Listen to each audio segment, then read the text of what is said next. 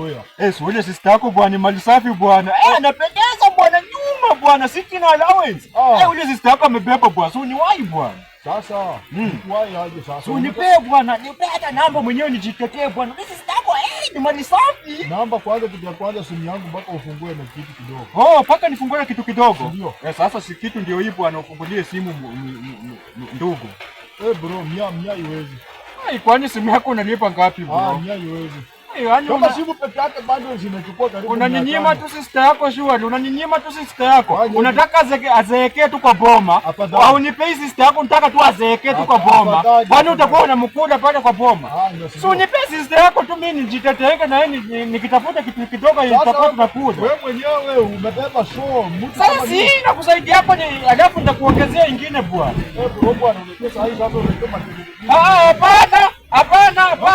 hapana. Kama magoti chini. Mambo unajua. Hapana.